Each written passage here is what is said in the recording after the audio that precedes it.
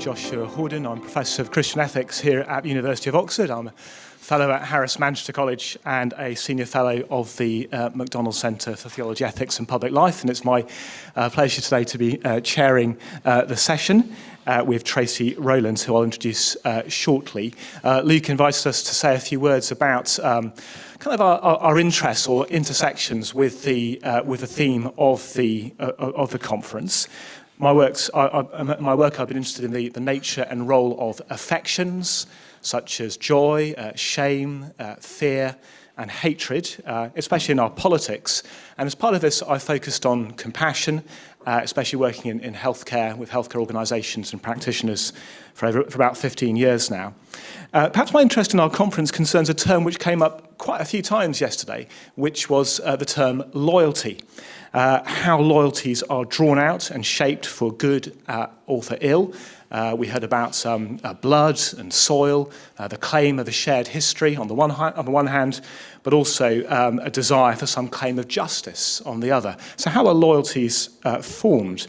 If, as we heard, anarcho-capitalism with its lack of loyalty to place a nation should not claim us, how should our loyalties be ordered?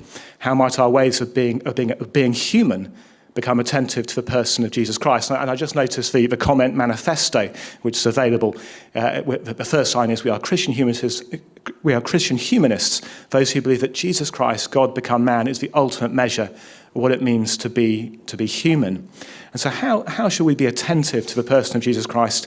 Partly through being attentive to one another in our sameness and our difference, as Anthony was drawing attention to us yesterday, so that our affections are attuned to, are ordered to, enlivened by Jesus Christ, so that our loyalties, that theme which struck me from yesterday, which are many and overlapping, are disciplined by Jesus Christ. So I'm interested in how we might address those kind of matters by drawing judiciously on the long, complex and contested histories of Christian thought and practice, and the variety of figures in those histories, some of whom we're going to hear about shortly, I think, from Tracey. So that's my angle on today. And that does bring me to our speaker in this session, Tracey Rowland, who has done us all the honour of coming all the way from Melbourne, where she is the St John Paul II Chair of Theology at the University of Notre Dame, Australia.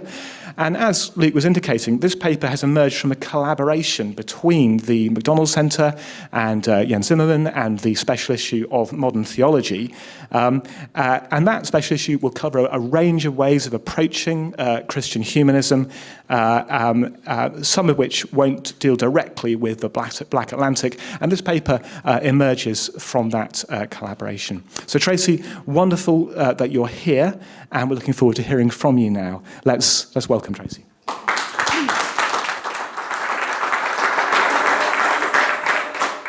Thank you so much, Josh. In a recent interview, Erik Hordern, who I think is probably known to some of you, he's the Bishop of Trondheim, he offered the following observation. He said, "Digital gadgetry has equipped us for what the French call a dialogue de sonde, a dialogue of deaf people endlessly speaking past one another. The result is the construction of dividing walls and the burning of bridges. This is why," he said, "I like to insist on the pontifical, that is, the bridge-building mission of Catholics." The word pontifical, of course, means a bridge or a bridge structure. The biblical narrative and later the history of the Church is the account of the coming into being of a people out of scattered individuals oriented by conscience and grace toward a shared goal infinitely attractive.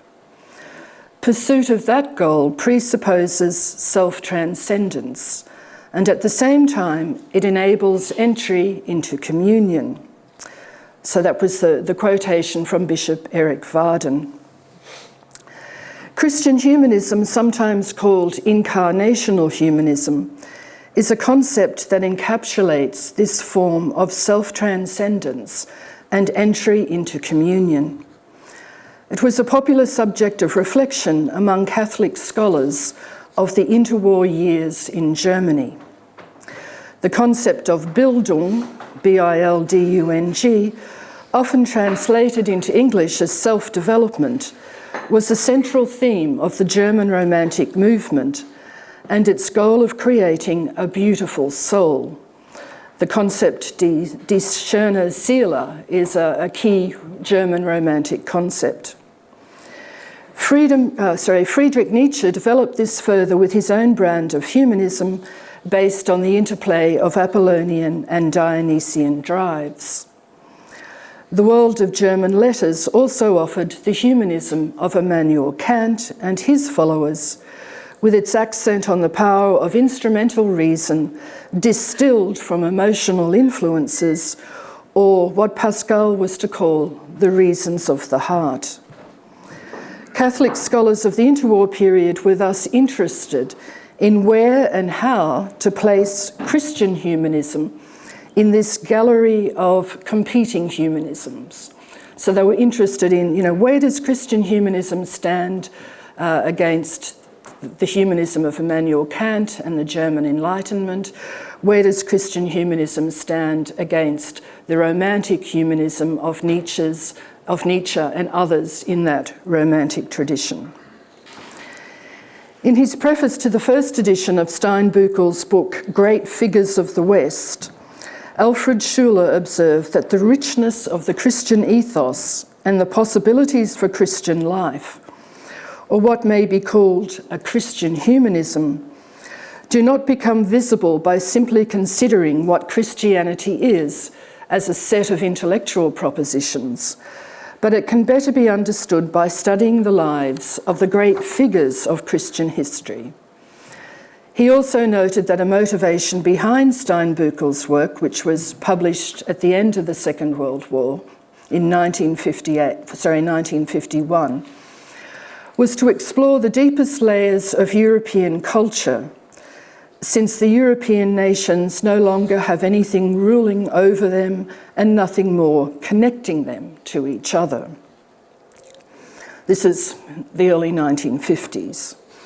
These deeper layers were thus examined by Steinbüchel through the lives of 8 key figures, or what he called great Gestalten: St. Paul, St. Jerome, St. Augustine, St. Benedict, Otto the Great, St. Francis of Assisi, St. Thomas Aquinas, and Dante Alighieri.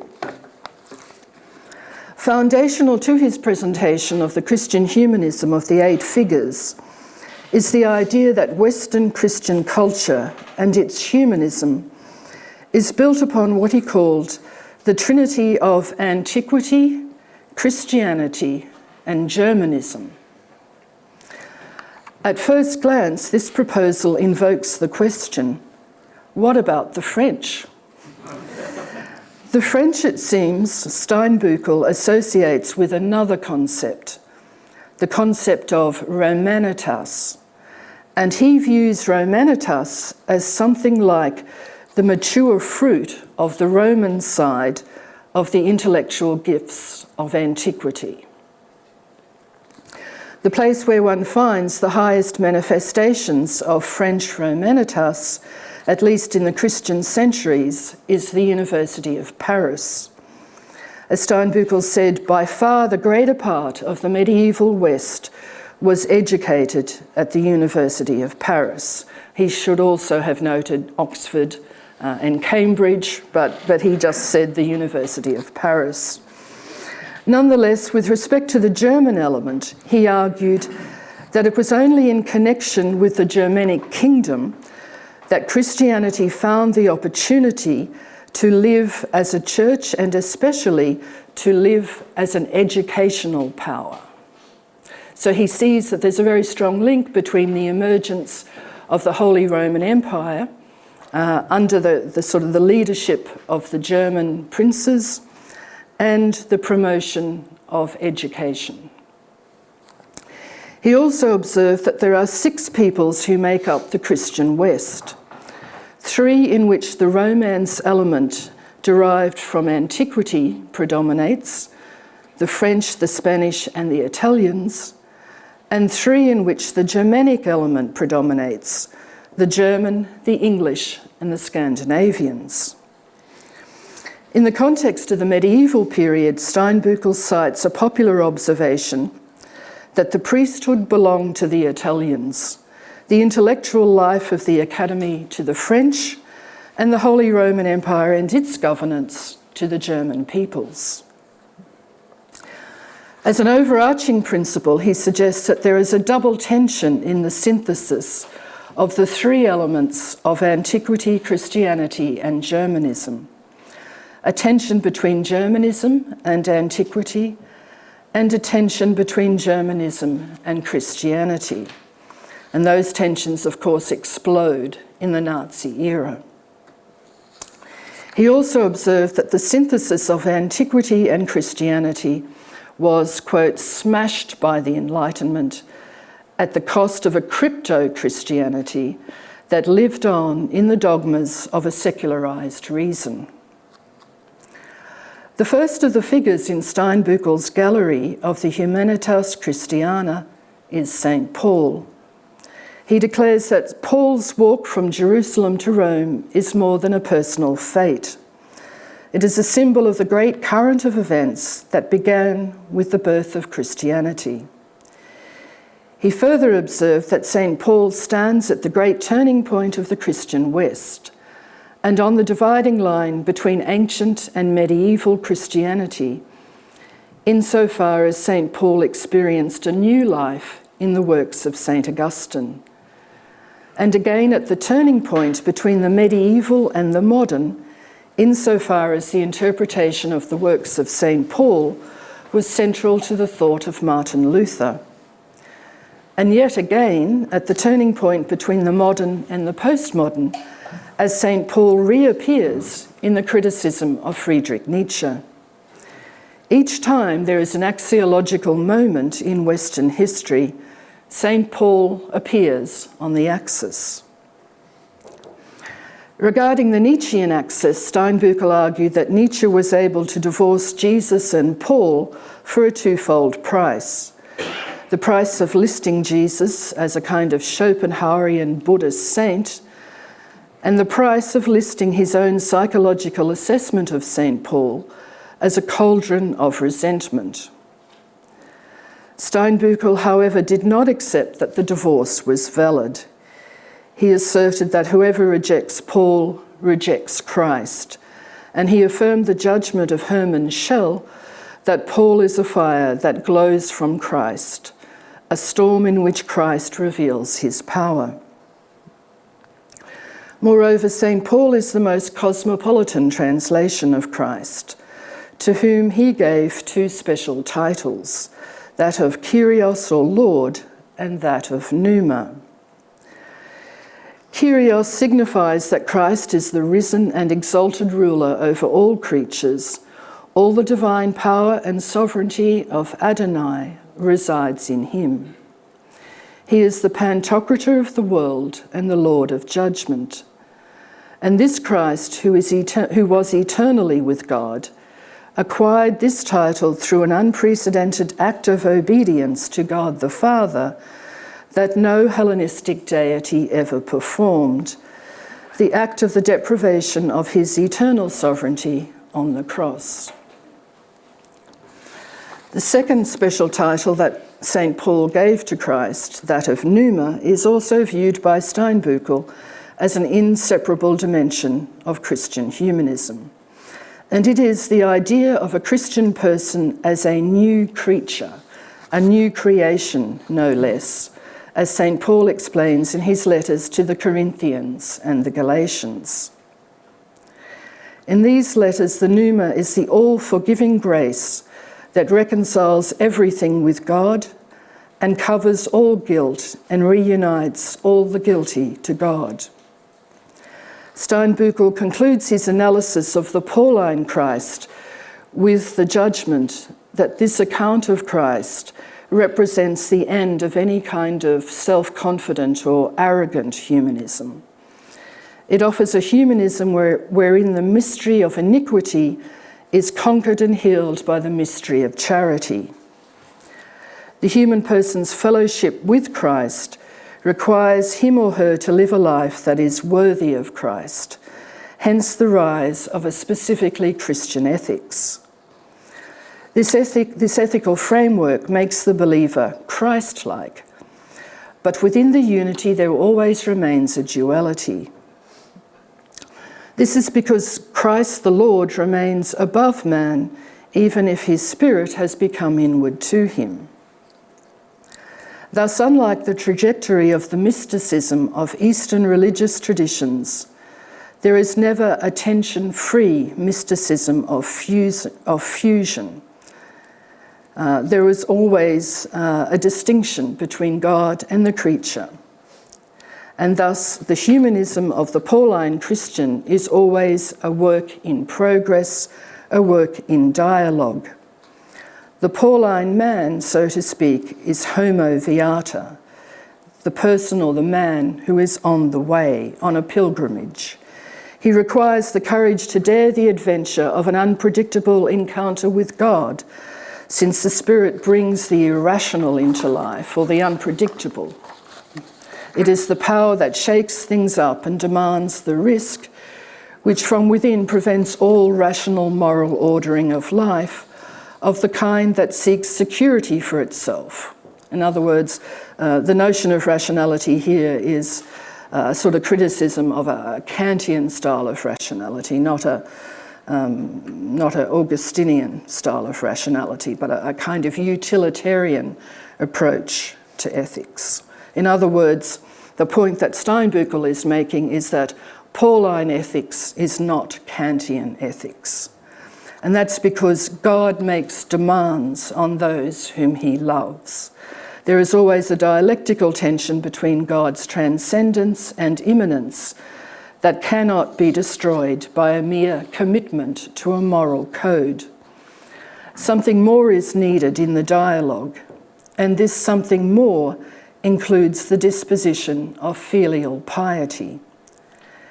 Steinbüchel ends his chapter on St. Paul with the judgment that Christ has drawn the pagan world into the new religion and saved the young Christianity from becoming the character of just another sect or moral code.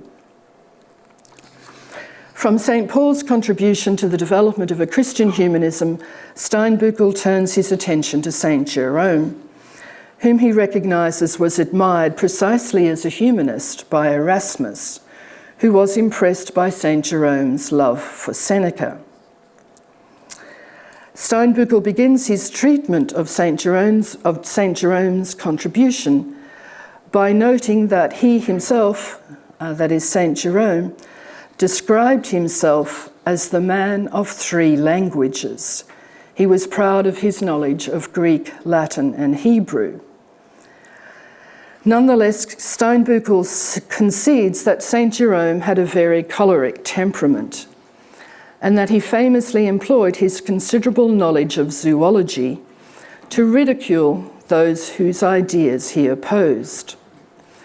As an example, St. Jerome described St. Ambrose as that ugly crow that adorns itself with strange feathers and has a loud screeching, and is like a loud screeching raven who laughs a lot at the colours of the other birds, while he himself is but very dark.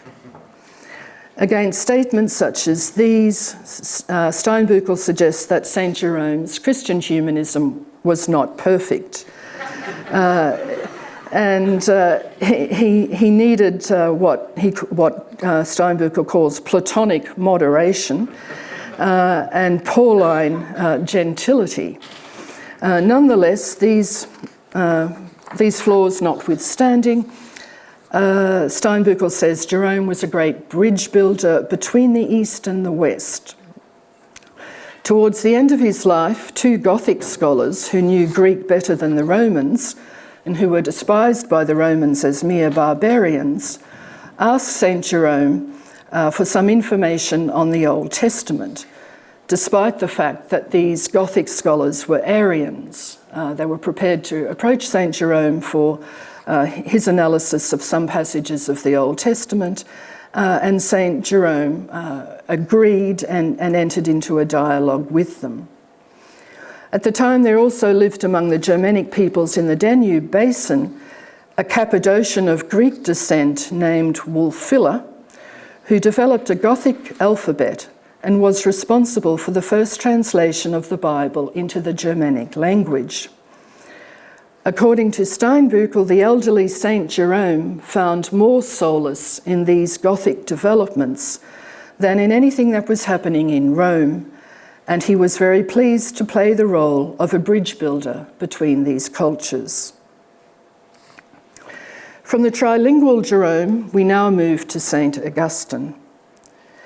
The Augustinian legacy becomes the illumination of knowledge by faith, the synthesis of Christian faith with the Greek power of thought, and the ordering of human subjectivity by the eternal law of God in the natural law of the created order.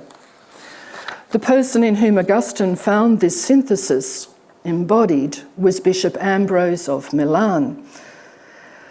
Steinbüchel described Ambrose as an old Roman consul who had passed through the high school of Roman law, Roman poetry and philosophy, through Horace and Virgil and Cicero, shaped at the same time by the wisdom of the Alexandrian theology of Christianity. Before the Emperor Theodosius, Ambrose was a model of virtuoso Roman manliness, and before God, he was a model of Christian truthfulness. Theodosius, the emperor, had ordered a massacre of dissidents, and Ambrose refused to give him Holy Communion until he had repented. Greek philosophy had given Augustine and the concept of the Logos. Greek philosophy had given Augustine the concept of the Logos, but only the Christian faith of Ambrose could give Augustine the understanding that the Logos had humbled himself in a manner completely inconceivable to the Greeks. Ambrose helped St. Augustine to see that the Logos descended into the human world in an act of self-giving agape. Steinbüchel's judgment is that Augustine's Roman sense of order predisposed him to accept the indispensable authority within the Church, while the Greek sense of the objectivity of truth predisposed him to look for the objectivity in the faith of the Christian Church. It was in Christianity that St. Augustine found the reconciliation of authority and freedom, community and personality, objectivity of belief and subjectivity of conviction. All the objectivity of the Roman legal spirit in terms of the acceptance of authority and an orderly legal community, combined with all the subjective elements from Hellenism, especially the affirmation of the individuality of the human person. While St. Paul makes the transition from Judaism to Christianity, and St. Jerome is the great translator of the Greek Bible into Latin, St. Augustine is the metaphysician of inner experience. He managed to wed the Platonic idea of the participation of all changeable beings in an unchangeable divine being to the Christian understanding of the Logos through which everything was made. For Augustine, the human soul becomes the key that opens the well of being. This capacity of the human soul for commerce with the divine becomes the deepest foundation of human dignity. Augustine's interest in the spiritual dimension of the human person is thus described by Steinbüchel as Augustine's acceptance of the Greek dowry of the West, from which he builds a kingdom of spiritual knowledge, which encompasses not only truth, but goodness and beauty as well. And significantly, truth does not reveal itself to this Christian Platonist Augustine in an intellect that wants something from being for its own purposes. For Augustine, the search for truth becomes philosophia, the love of wisdom. And moreover, eros and veritas are intimately related in the Augustinian framework. For Augustine, something is understood to the degree that it is loved. The humanism of Augustine is therefore radically different from that of Descartes with his logical mathematical conception of truth, and different from Kant and his followers who set out on a search for the unholy grail of a reason purified of all connections with wisdom traditions, especially with the tradition of Christian revelation. When the medievals, and more recently Joseph Ratzinger, described reason as having a wax nose, they were making this very Augustinian point, that the nose of reason will point in different directions, depending upon the motivations or erotic movements of the heart. The humanism of Augustine is also radically different from that of Hegel, since the Hegelian spirit makes one a tyrant who finally and exclusively sees everything spiritual, including art and religion, as thinking. Contrary to all the so-called modern greats, Augustine follows the theology of St. John the Evangelist in insisting on an intrinsic relationship between love and reason. Also, contrary to the trajectory of 18th century philosophy, Augustine makes much of the soul's faculty of memory. Within the memoria, there lies the retention of the lived experience of the senses, and thus of the history of the human self. Memoria and intellectus are thus connected in the unity of the will, the voluntas.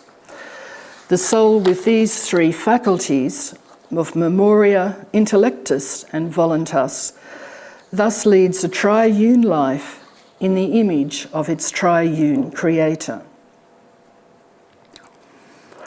Notwithstanding the fact that this soul is encompassed within a person who has the capacity for commerce with the divine, Augustine's humanism remains mindful of the darkness and shadows in man and in the world. And it is this dimension of his humanism which follows the line of St. Paul rather than the line of antiquity. In the darkness and the shadows, the city of God and the city of man joust for supremacy. The dignity of Augustine's humanism is linked to the Christian dismissal of fate and its replacement by the ethical seriousness, indeed drama, of human decision-making. St. Augustine died in 1430, and St. Benedict was born exactly half a century later, in 480. So 430 and 480. Steinbüchel introduces his next gestalt of Christian humanism with the information that St. Benedict was descended from the landed nobility of Norcia, a town in the Sabine Hills, named for the Etruscan goddess of time, fate, destiny, and chance. The peoples of this region were known for their virtus romana, or Roman character. Such was embodied in the Emperor Vespasian, whose reign was noted for its political stability. According to Steinbüchel, Benedict travelled to Rome to acquire the education of the time in its rhetorical schools and to familiarise himself with the spirit of Roman law. And when he writes his great rule, known now as the Rule of St. Benedict, it is built upon his Roman education, including his immersion in the liberal arts tradition in Rome. The basic form of the rule was that of family life in a monastic community, guided by the dignity of the Roman paternitas, animated by the old Roman pietas, now in relation to the father abbot, who himself is to hold a disposition of pious reverence before God the Father. Virgilian pietas was celebrated as a basic human attitude, which infuses the Christian with holy reverence for all that is willed by God. The core of all Benedictine attitudes, however, was that of the Opus Dei, understood as the common praise of God to which nothing should be preferred. It was the common recitation of the prayers of the daily office, the sanctification of time, the daily participation in the Holy Mass that trumped all else. Further, this common praise of God was to take place in a stable location. Benedictine monks do not move around from monastery to monastery like, quote, grazing cattle, but remain in one monastery as members of the one monastic family. Steinbüchel concludes his sketch of the foundational principles of St. Benedict's rule with the judgment that the Benedictine community is not a levelling collectivity, but a community culture in which personal existence and the growth of personal individuality are in correspondence. With reference to this element of the growth of personal individuality, Steinbüchel then offers a lengthy summary of the extensive intellectual achievements of the Benedictine family across the centuries. He then moves from this history of the Benedictine contribution to intellectual life to the contribution of Emperor Otto the Great, whose dates were 912 to 973. He begins this section of his work by noting that power in the world has always achieved lasting value in history when the higher power of grace has blessed and fertilised it, and that this can happen when the crown is worn by saints. And he lists as some examples Henry II in Germany, Edward the Confessor in England, Louis IX in France, Saint Stephen and Saint Elizabeth in Hungary, Saint Olaf in Norway, Saint Elizabeth in Portugal, and Saint Margaret in Scotland. Steinbüchel presents Otto the Great as his archetype of the Christian emperor, and he gives examples of how under Otto's reign educational life flourished, community life flourished, and Otto set himself the task of bringing about what we might in contemporary terms call the common good. While Otto offers a gestalt of an emperor imbued with Christian humanist principles, St. Francis of Assisi is the gestalt of the friar deacon so imbued. Francis is presented against the backdrop of the great investiture controversy represented by its protagonists, Emperor Henry IV and Pope Gregory VII. Francis stands for the principle that spiritual strength is more powerful than political strength, and Francis finds this strength in the sacrament of the Eucharist. For Francis, the Church is not the external power alone, but the tabernacle protecting the sacrament of the Eucharist. Steinbüchel insists that the whole spirituality of St. Francis can only be understood on the basis of an understanding of his Eucharistic theology. He credits Pope Innocent III with the wisdom to understand that in the spirituality of St. Francis, a more sacred power was hidden than in all the power of the external church, a power from which alone the church's ultimate being could arise anew. Steinbüchel concludes that the greatest achievement of St. Francis was not the creation of the Franciscan order, although that was quite an achievement, but he says the greatest achievement was Francis himself as someone who can be showcased as a real Christian humanist. Steinbüchel concurs with Ida Friederike Goere's mid-20th century Austro-Japanese Catholic writer, who described Francis as a troubadour of God at the end of chivalric times, who is looking for the greatest adventure, man's adventure with God, but also the son of self-confident bourgeois times, who in the love of God gratefully accepts his deeply felt individuality as a gift from God. Friedrich Nietzsche famously remarked that if Christians wanted him to believe in their God, they should at least look as though they've been redeemed. And Steinbüchel's point is, well, if you want an example of a Christian who really looks as though they've been redeemed, Francis is that. Francis dies in 1226 and St. Thomas Aquinas is born in 1226, or a year or two, 1 year, either a year before or a year following. Aquinas is the seventh and second last Gestalt on Steinbüchel's list, and the most scholarly after Augustine. Steinbüchel writes, Aquinas designed the richest and most concrete image of man in the medieval West, the man of Christian humanism. He placed this image of man in the wide cathedral, the Gothic building of his Summa Theologica, which, however, shares the condition of many cathedral buildings of the medieval period in being incomplete.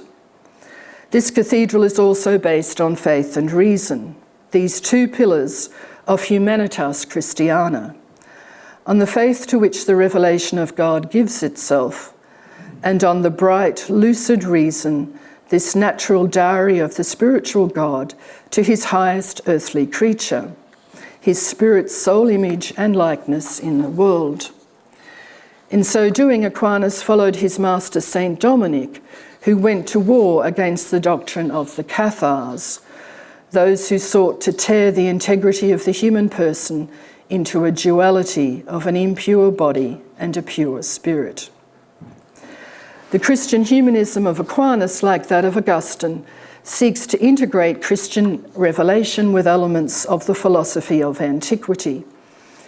But whereas with Augustine it was the Platonic tradition that was purified and integrated, with Aquinas it was the Aristotelian.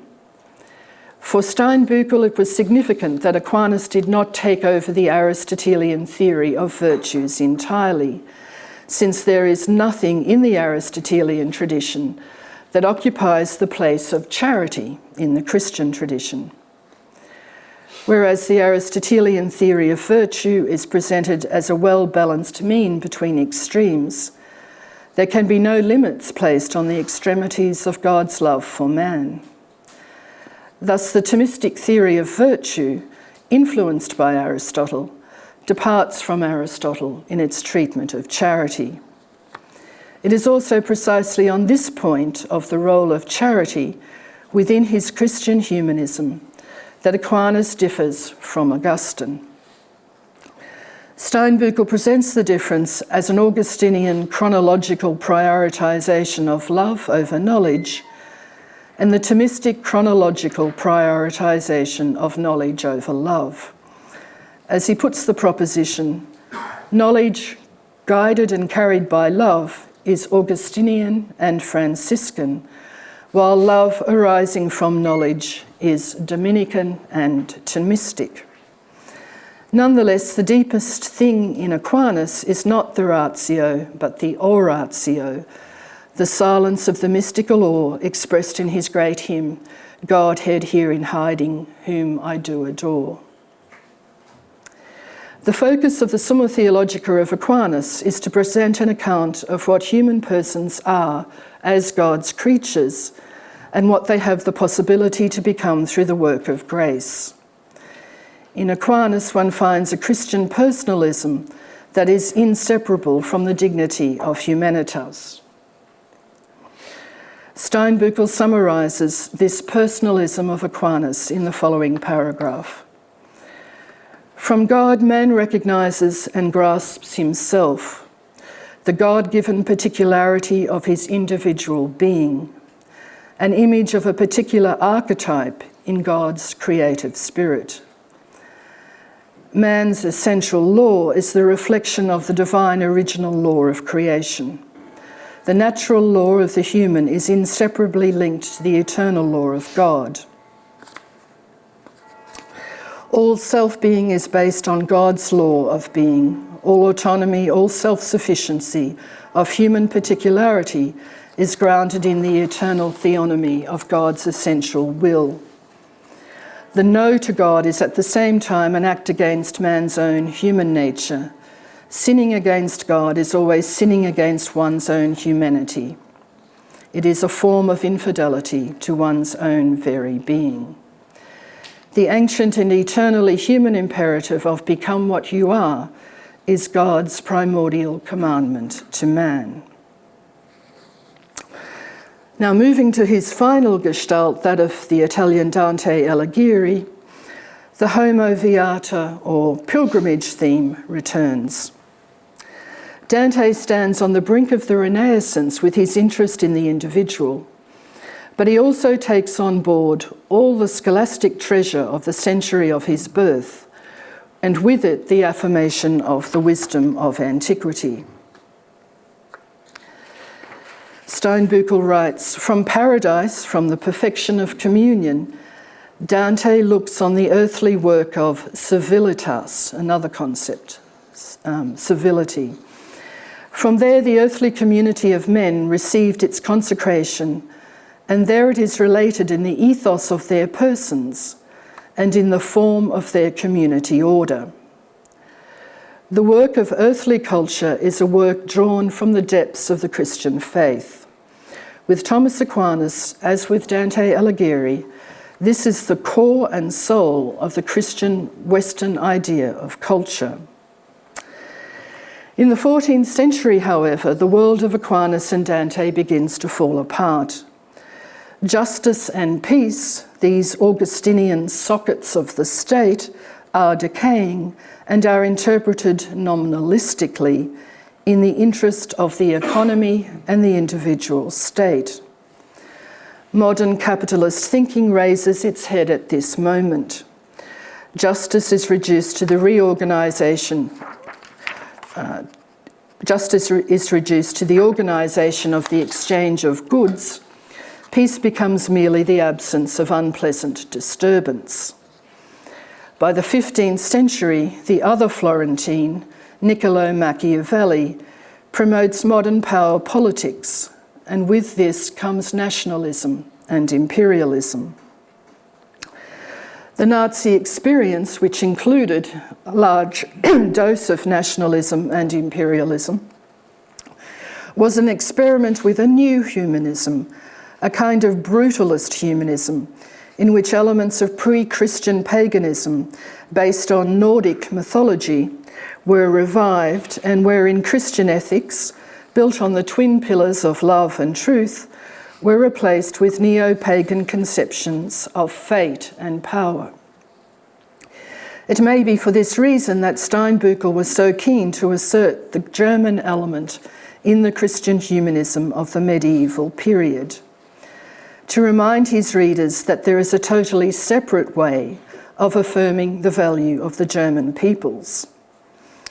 As Theodor Haecker, another Catholic author of this interwar period, wrote, "Aachen stands far more than Weimar and Potsdam for the destiny of the German people. There the roots go down into a real, not a fictitious soil." The reference to Aachen is, of course, a reference to Charlemagne and to his descendant Otto, who in the year 1000 made a pilgrimage to Charlemagne's tomb in Aachen. One might summarise the above, and I'm sorry it's been such a sort of bird's eye picture, but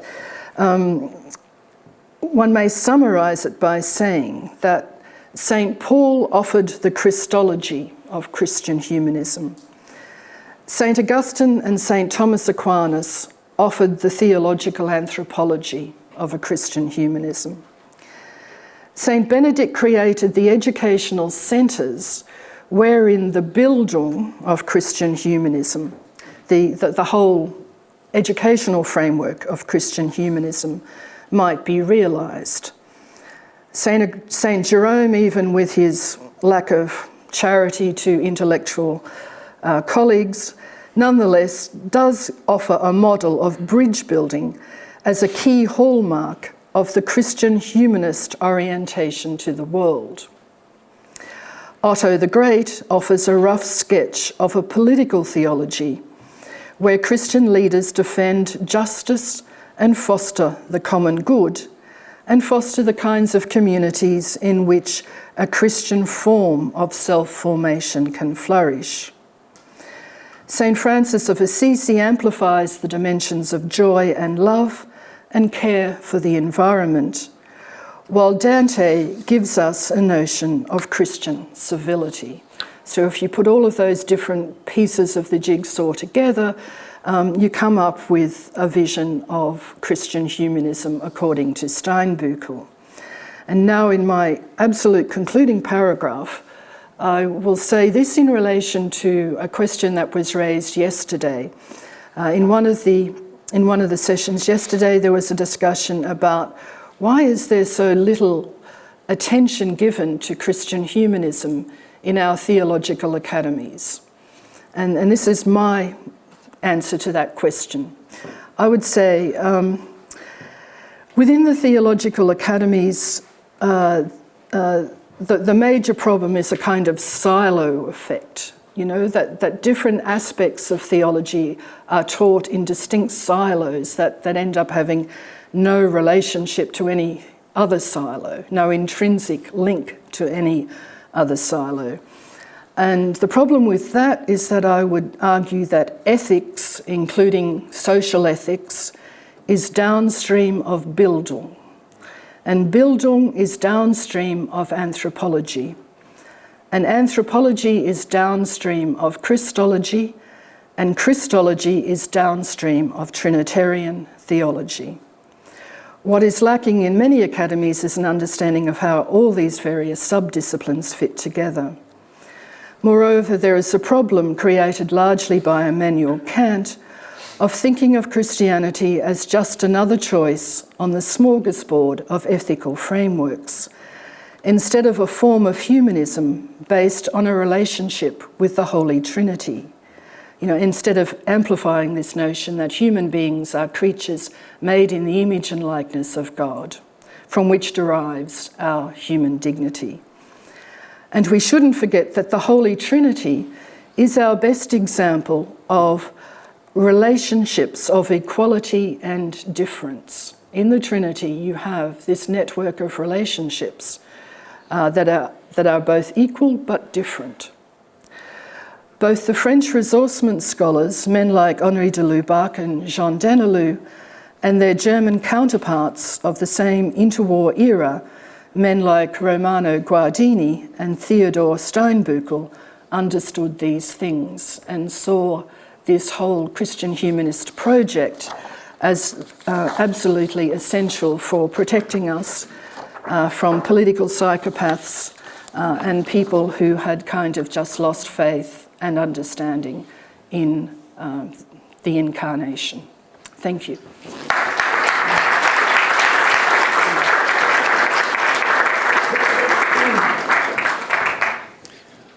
Well, thank you, Tracey, very much indeed for introducing us to these figures of Christian humanism through the work of Steinbüchel. Enormously in your debt for that. We have around about 20 minutes for conversation and comment. I can see that Jennifer is going to offer our first comment or question. Please do catch my eye, and I'll build up a list as we go along. Thank you, Jens. Great. Okay. Thank you so much. This is actually my first introduction to Steinbüchel, so I enjoyed that very much.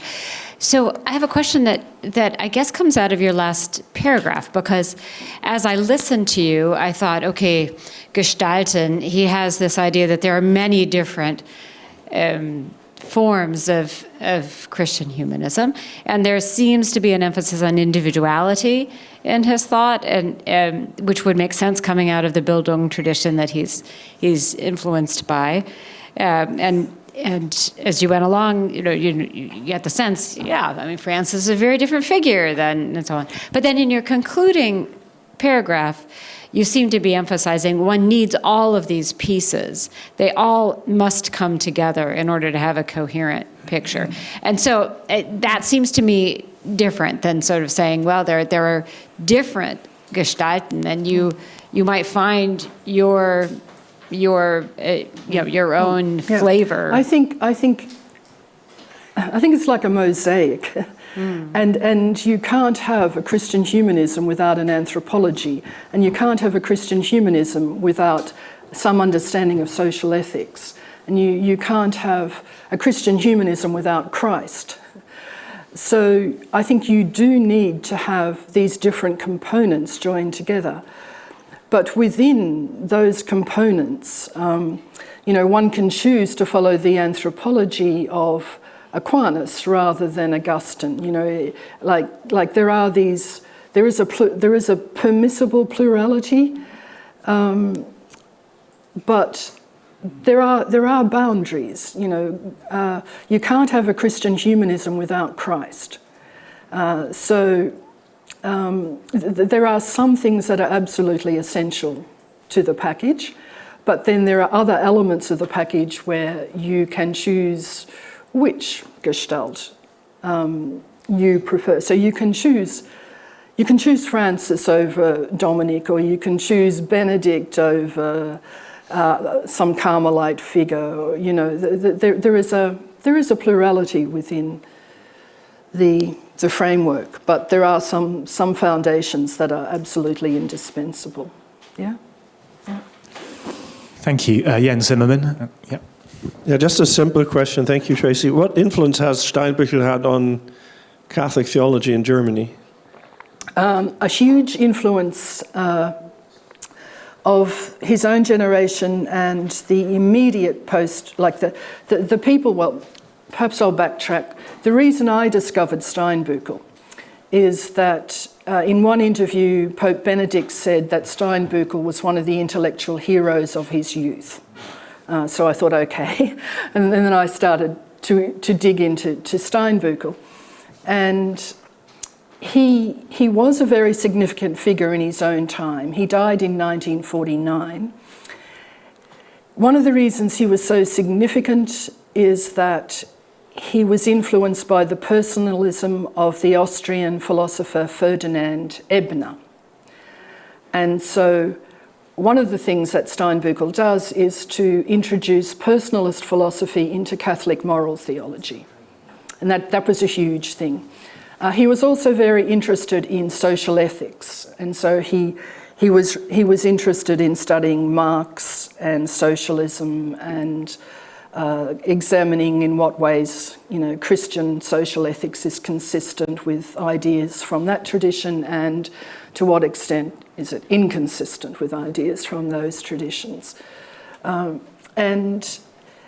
he and others of his generation really understood that what we would now call in our parlance the culture wars are wars about what the human person is. They're different competing humanisms.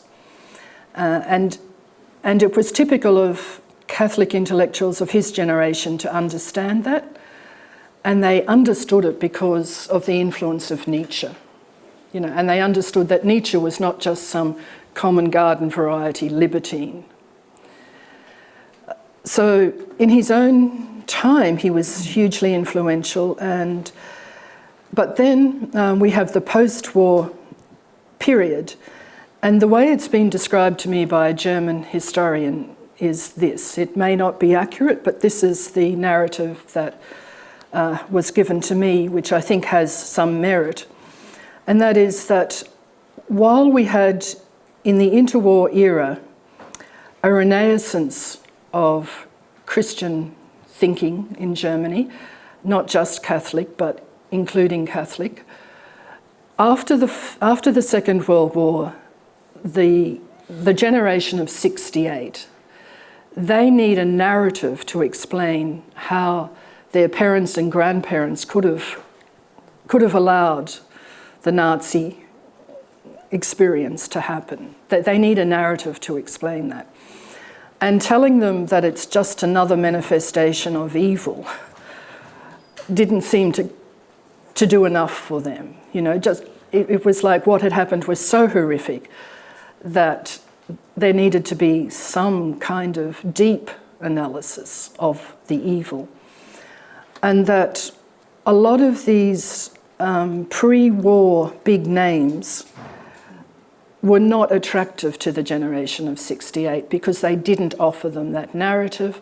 That those who did offer the narrative were the people from the Frankfurt School who were not Christian, but who had their theories of the authoritarian personality type and their critique of the rationalism of the Enlightenment. and that was attractive, and it was that narrative which was adopted. And so the generation of 68 end up following a completely different intellectual project. They're not trying to build a Christian culture. Thank you. We've got Chris Oldfield there. Thank you, Tracey. This was extremely rich. I'm drawn to a question about displacement and place, and where theology happens and where it is done and where it's the formative impact of institutions like this one. Is there a call for, in what you're saying about Benedict, about Trinitarian roots, for us to recognise the places where theology must be listened to and attended to? And what does that mean for us? A few thoughts behind that. One would be the ressourcement theologians, to which you allude. The reason a lot of them are reading Russians in Paris is because of a displacement. Yeah. Right? My own discipline in philosophy, physicalism starts as the manifesto of the Vienna Circle. Why are they all in Vienna? Because they can't get jobs in Germany. So they come here. Right, precisely because people like Heidegger were saying it's against the idea of a German university, that this Jewish physics should have any place. Yes. So the formative effect of the ref funding structure, all of these things in which we are so formed, is there something in what you're saying here about a new place? One of the memories of Levinas in Nom du Chien, he talks about Bobby, the dog he met in a concentration camp, as the last Kantian in Nazi Germany, because he was the only person in the camp who would, the dog would recognise him as a human, as a person. Yes. Now, the ironically named Immanuel Kant has a lot to answer for, but there is another Immanuel. And could you say anything about place? And thank you. Look, I think place is enormously important. Just last week, one of my jobs was writing an obituary for Alistair McIntyre. And I think one of the keys to understanding Alistair McIntyre was that he said in an interview that he was born into 4 different cultures. One parent was a Catholic, one parent was Wee-Freeze Presbyterian. There was also what he called the Gaelic culture of the Scottish Highlands and Islands, and there was the Anglo culture of the Scottish urban elite. And he said, as a child, he had to deal with those 4 different cultures. And that gave him an understanding of how, first of all, how character is formed within a culture, and how social practices within a culture are related to virtue or vice. And then, the end result of this childhood experience is after virtue. So there could be no after virtue and no Alistair McIntyre without that early childhood immersion in 4 different cultures. That's one point. Another point is this, I'm sort of jumping around, but Balthasar said that a problem with modernity is that truth, beauty and goodness have been separated from one another, and that to understand a Christian culture, you need to see the 3 playing in concert, and that for a lot of children they never see the 3 playing in concert, and that's a problem. If you can't actually have an experience of truth, beauty and goodness operating in tandem, how are you going to understand the possibilities of Christianity? And so I think that place is hugely important. And I guess I'm just thinking on my feet, but the logical consequence is that we just have to try to create spaces and communities where people have a possibility of seeing all the different elements in the Christian humanist culture coming together. And, places like university colleges are probably one of those spaces where the greatest potential for that to happen is. Because in a university college, you have people coming from different families bringing different gifts, different parts of the puzzle, different experiences, and you have an opportunity to pursue truth. You have an opportunity to experience beauty if you go to an evensong service, for example. You have an opportunity to experience goodness if you have good mentors, you know. So places like Oxbridge colleges, under the leadership of really, truly believing intentional Christians, are one space where there are lots of possibilities. But if, you know, you go to a university where every building is a concrete block and it's called A block, B block, C block, you know, there's plenty of those, and I've taught in some of them. There's a kind of sterility there, and a lack of beauty. And it's very, very hard for people to see how the bits of the puzzle fit together. But in places like Oxford, you still have a possibility, I think, of bringing truth, beauty and goodness together for a new generation. That's heartening to those of us who are here. Now, we have 3 questions lined up and 8 minutes to go. I suspect that's only, therefore, 3 minutes per question and answer.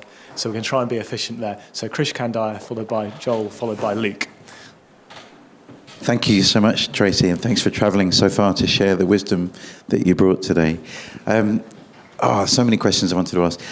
Just stick to one. Oh, okay. All right. The question I've been wrestling with is the name, Christian humanism. And we're coming to the end of our time together.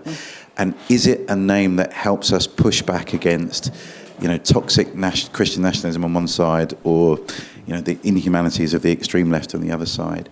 And every time I say the name to anyone who's not part of an intellectual group like this, they go, well, have you stopped being Christian? Have you stopped believing in God? Or if I say it to a humanist, like, no, you're not a real humanist, because that's ours. Yes, yes. And, you know, there's a river runs through Oxford called the Isis River. Yes. And there are plumbing shops called Isis Plumbing. Yes. And they can say, well, we had that name before the jihadists, but no one cares about the history, yes, right? It's yes. been so taken over by someone else. So in Australia, do you think this name works in public discourse? Would you go on a radio station and say, I'm a Christian humanist, or is it too problematic? And is it useful for us here as well? What do you think? Yeah. It's a good question. In 90 seconds, please. Look, yeah, thank you. We can run over a bit. Okay, run over a bit. Okay. I think that you can say you're a Christian humanist, but you have to explain what that means. And so you start by saying, I'm a Christian humanist. And what do I mean by that? Well, you then go on to your critique of what's called moralism. I think it has different names in different contexts, but the idea that Christianity is just an ethical framework. I think you attack that and say, no, there is such a thing as Christian ethics, but look, it's much bigger than that. And then try and get people to at least start thinking that it's much bigger than that, you know? Thank you. Joe. Thank you for this. This was very rich and enlightening in many ways. You began with a quote by the Norwegian Bishop Erik Hordern on digitalization. And I just wondered if you could, and then we heard the reflection on the value of institutions for education and institutions for politics. Could you say something, either drawing on Steinbüchel or reflecting upon it yourself, about the shift of institutions for public conversation? Because that's what I gather from the quote by Hordern, is at the core, from sort of newspapers and that public square to what we're now entering into. Yeah. Well, the first thing I'd say is that Hordern has a gift for communicating with young people. There are people in Australia who just follow Hordern, you know. You ask them, who do you want to be Pope? Erik Hordern, you know, and he's the Bishop of Trondheim. He's not even a cardinal. He has some kind of gift for communication. And I think he understands that when people just live on iPhones all the time, when there's a younger generation whose experience of personal relationships is so dominated by the quick text, he says it's like a dialogue of deaf people endlessly speaking past one another. And, he's saying that we Catholics, we have to be bridge builders, and we have to kind of throw a lifeline or throw a span of a bridge to these people and help them to see that that human life is a project of self-transcendence, but it has a particular telos, and not every project of self-transcendence is going to make you happy. So if you look at what's happening in Hollywood, they're all having self-transcendence projects, but their self-transcendence project has no coherent telos. It's just an endless project of rebranding. And if you don't get enough likes for the new brand, you feel as though you've got no self-worth. And that's a huge problem with young people. They think that their self-worth, their human dignity is predicated on how many likes they get. And what is needed is for people to tell them, no, your human dignity is based on something completely different, and your possibilities for self-transcendence are infinitely higher and more intoxicating than anything you can get out of the kind of crass Hollywood pop culture. And so I guess I see Hordern as understanding the pathology and trying to work out how we create the bridges for that generation to walk across so that they do discover that they are creatures made in God's image. And Leek, thank you. This question that picks up on Jens's question, and then a kind of reflection. I'll give with a reflection and just a kind of bit of narration to yesterday. There's a wonderful book by Sarah Shortall, I kind of mentioned to you, on God's soldiers, on the French ressourcement kind of movement of de Lubac and others. And she situates them in this very rich, very urgent set of arguments and debates in France in the interwar period, the emergence of existentialism, the kind of influence of Marxism, and the rise of kind of phenomenology. And they're trying to work out a Catholic theology in response to all these developments and the rise of communism and fascism. And what was fascinating partly about that book is then she draws out how figures like Léopold Senghor and Alioune Diop, who are kind of key in the development of negritude, and others are also part of that same conversation, and kind of doing some work and situating that conversation in a broader, what we might call a kind of Black Atlantic frame. You kind of hinted there at the end of your talk about how Steinbüchel is engaging with Marxism, he's thinking about this. There's also figures obviously like Carl Schmitt and Eric Peterson and others in that interwar period. Is there a kind of, is there a German Catholic version that's also, because that German Catholic world is also situated in a broader Catholic world, and think of the world, some of the work, I can't remember his name, it's this guy with Notre Dame, historian of Catholicism, who's tracing out a lot of these really interesting linkages, a kind of Catholic modernity vision. Is there, some of those lines there are a number of things. One thing is that the Germans were in love with Newman. So the Newman was translated into German by Theodor Steinbüchel, and he was one of the kind of really anti-Nazi intellectual leaders who managed to survive. But in that interwar period, there's a lot of Newman translations into German, and they just loved Newman, there is a lot of Kierkegaard translated into German at the same time, and there's a Catholic interest in Kierkegaard.